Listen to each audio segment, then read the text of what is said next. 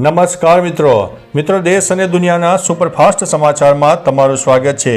સરકારી ભરતી કેલેન્ડર જાહેર, 10 વર્ષમાં 2 લાખથી વધુ નોકરી। ગુજરાત સરકારે સરકારી નોકરીની તૈયારી કરતા ઉમેદવારોને મોટી રાહત આપતા 10 વર્ષ માટેનું ભરતી કેલેન્ડર જારી કર્યું છે। 2023થી 2033 સુધીમાં 2 લાખથી વધુ જગ્યા પર ભરતી થશે। સરકારે 55 જેટલી કેડરને મર્જ કરીને 23 નવી કેડરો બનાવી છે અને 4500થી વધુ નવી જગ્યાઓ ઊભી કરી છે।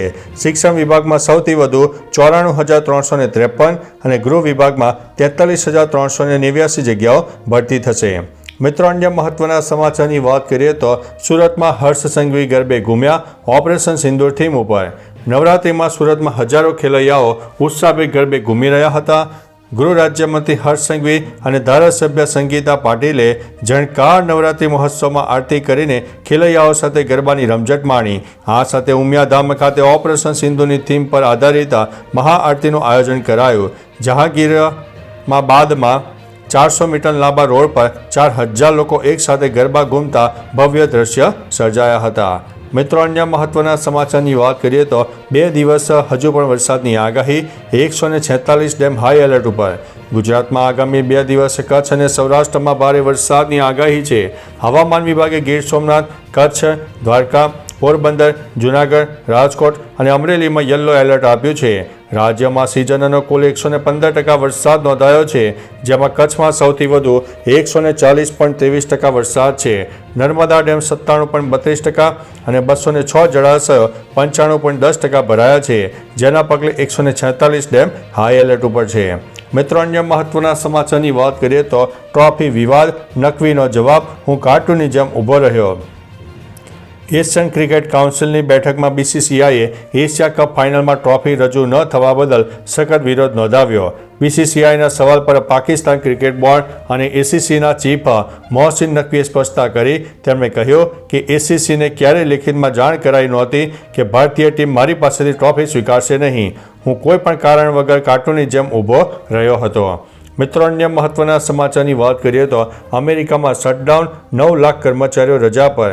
અમેરિકામાં ફંડિંગ બિલ પર ડેમોક્રેટ્સ અને રિપબ્લિકન વચ્ચે ઓબામા હેલ્થ કેર સબસિડી મુદ્દે ખેંચતાણ ચાલી રહી છે।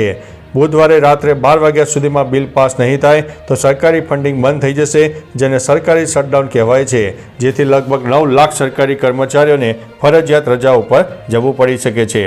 તમામ સરકારી કામકાજ ઠપ થઈ જશે। ટ્રમ્પ અને વિપક્ષ વચ્ચે વાતચીત નિષ્ફળ જતાં આ ખતરો વધી ગયો છે। મિત્રો, અન્ય મહત્વના સમાચારની વાત કરીએ તો દીપિકાએ ત્રણેય ખાનને પાછળ છોડી દીધા। IMDbના 25 વર્ષના રિપોર્ટ મુજબ લોકપ્રિયતા અને સર્ચની દ્રષ્ટિએ દીપિકા પાદુકોણે ત્રણેય ખાનને પાછળ છોડી દીધા છે। 2014થી 24 સુધીના સાપ્તાહિક રેન્કિંગના આધારે દીપિકા સૌથી વધુ સર્ચ કરાયેલી સેલિબ્રિટી બની છે। આ યાદીમાં દીપિકા પ્રથમ સ્થાને, જ્યારે શાહરૂખ ખાન બીજા સ્થાને, ઐશ્વર્યા રાય બચ્ચન ત્રીજા અને આલિયા ભટ્ટ ચોથા ક્રમે જોવા મળ્યા છે। દીપિકાએ કહ્યું છે કે તેણે સફળતા માટે ક્યારેય ઢાંચામાં ફિટ થવાની પરવા કરી નથી। મિત્રો, અન્ય મહત્વના સમાચારની વાત કરીએ તો માધવપુરમાં ભારે વરસાદ, જળબંબાકારની પરિસ્થિતિ સર્જાઈ। પોરબંદરના માધવપુરમાં 2 ઇંચ વરસાદ નોંધાયો છે। વહેલી સવારથી વરસી રહેલા વરસાદને કારણે માધવપુરના નીચાણવાળા વિસ્તારોમાં પાણી ભરાઈ ગયા, જે કારણે સ્થાનિકો નગરપાલિકા સામે નારાજગી વ્યક્ત કરી। બીજી તરફ ખેતરોમાં પાણી ભરાઈ જવાને કારણે વાવેતરને નુકસાન થવાનું જોખમ ખેડૂતોમાં વ્યાપી ગયું હતું અને નારાજગી પણ જોવા મળી છે। ઉલ્લેખનીય છે કે હવામાન વિભાગે હજુ પણ 2 દિવસ ભારે વરસાદની આગાહી કરી છે। મિત્રો, અન્ય મહત્વના સમાચારની વાત કરીએ તો ભાલાફેંકમાં ભારતને 2 gold medal. World para athletics ચેમ્પિયનશિપમાં સુમિત એન્ટિલ અને સંદીપ સરગરે ગોલ્ડ મેડલ જીત્યા હતા।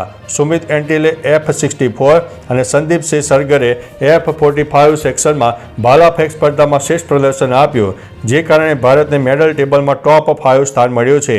ભારતે 4 ગોલ્ડ, 4 સિલ્વર, 1 બ્રોન્ઝ મેડલ સાથે ચોથા સ્થાન મેળવ્યું છે, જ્યારે બ્રાઝિલ 7 ગોલ્ડ, 14 સિલ્વર અને 6 બ્રોન્ઝ મેડલ સાથે ટોચ ઉપર જોવા મળ્યું છે। મિત્રો, અન્ય મહત્વના સમાચારની વાત કરીએ તો ફાફડા જલેબીના ભાવમાં મોટો વધારો। દશેરાના પર્વ પર ફાફડા જલેબીની મજા બગડે તેવા સમાચાર સામે આવ્યા। જલેબી અને ફાફડાના ભાવમાં વધારો જોવા મળી રહ્યો।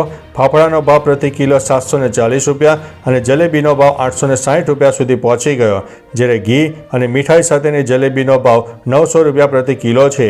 ગત વર્ષની સરખામણીએ ફાફડામાં ₹20 અને જલેબીમાં 30થી 50 રૂપિયાનો વધારો થયો છે। તેમ છતાં જલેબી ફાફડા લેવા માટે દુકાનોમાં ભારે ભીડ જોવા મળી રહી હતી। મિત્રો, અન્ય મહત્વના સમાચારની વાત કરીએ તો મલ્લિકાર્જુન ખડગેની તબિયત લથડી, હોસ્પિટલમાં દાખલ કરવામાં આવ્યા છે। કોંગ્રેસ પાર્ટીના પ્રમુખ મલ્લિકાર્જુન ખડગે ઉંમર વર્ષ 83 ની તબિયત વધુ ખરાબ થઈ રહી છે। તેમને બેંગ્લોરની MS રામૈયા હોસ્પિટલમાં દાખલ કરવામાં આવ્યા છે। ડોક્ટરો તેમની બીમારી જાણવા માટે ચેકઅપ અને જરૂરી પરીક્ષણો કરી રહ્યા છે। ખડગેએ સવારે તબિયત ખરાબની ફરિયાદ કરી હતી અને તેમને તાત્કાલિક હોસ્પિટલમાં દાખલ કરવામાં આવ્યા છે। મિત્રો, અન્ય મહત્વના સમાચારની વાત કરીએ તો RBIએ આપ્યો આમ આદમીને ઝટકો। રિઝર્વ બેંક ઓફ ઇન્ડિયાની મોનિટરી પોલિસી કમિટીની બેઠકના પરિણામો જાહેર કરવામાં આવ્યા, જેમાં ગવર્નર સંજય મલ્હોત્રાએ રેપો રેટમાં કોઈ ફેરફાર ન કરવાની જાહેરાત કરી।